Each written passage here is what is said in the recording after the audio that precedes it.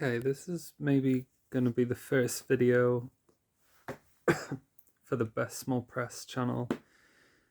Just going to try things out. I know there's like a shine from the light above, but it's quite loose. So these are the first 3 issues of Seth's Palookaville series. And the interesting thing about these 3 is these stories were never later collected into anything.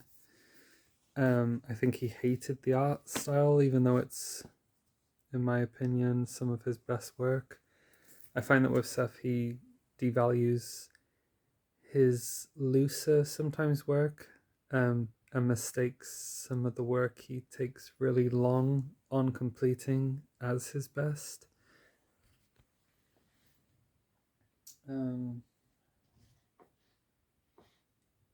I don't have it too close to hand, but at some point I'll go over my love for Wimbledon Green. So this first story is a standalone story. This doesn't continue in 2 and 3.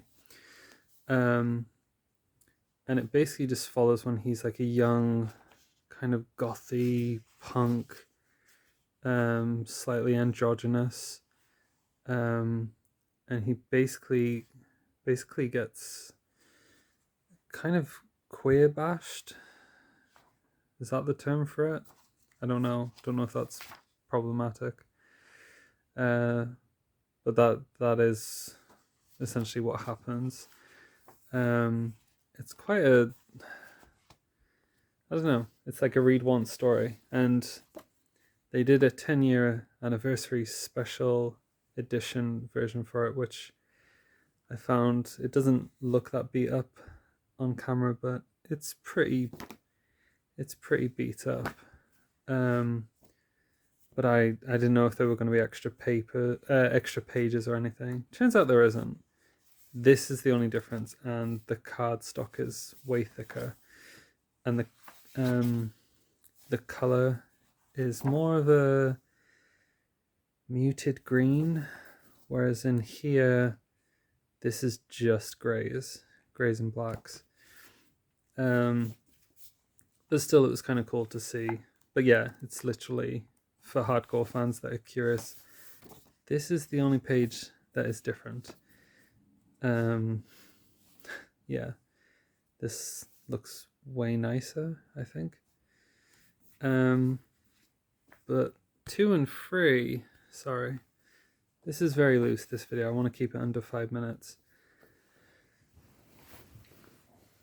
Issues 2 and 3 are about him working in a kitchen at a place called the Coven from his very late teen years, early adulthood. And I think this is some of his best work.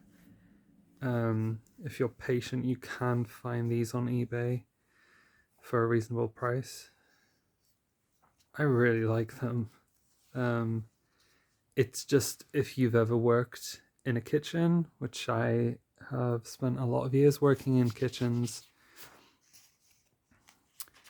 it's very relatable.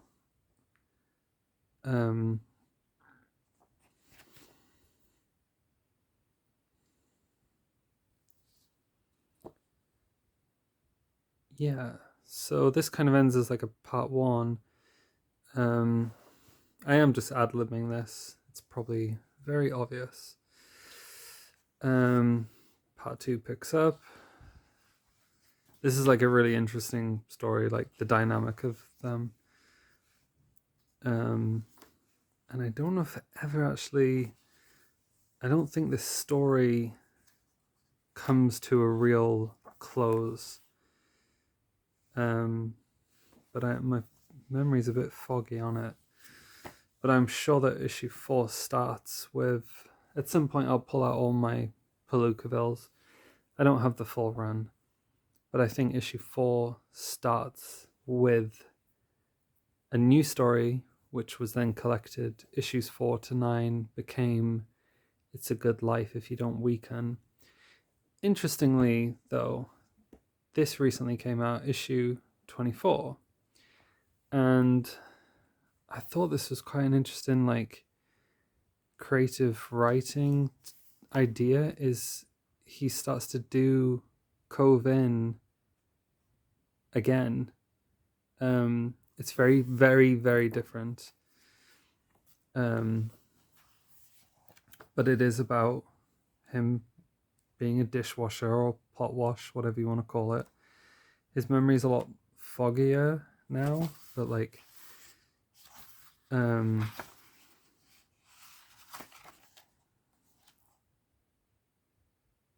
yeah, I just thought that. I mean, this issue is incredible.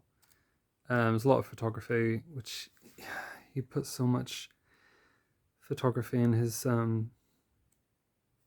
Palookavilles now, and I wish there were more comics. But this issue is great. Like, he's just experimenting with all these different exercises. It reminds you, like, making comics is really fun. And then it comes with this DVD. I can't pull it out, but it comes with a DVD he made, which is photographed somewhat in here. I will get the hang of this. The DVD is kind of weird, but Seth is kind of a weird guy. And yeah, I think we'll leave it there. So if you're a big Seth fan, these aren't in anything else. 1, 2, 3. So you should pick them up. They're worth it. Thanks for watching. Every episode will improve significantly.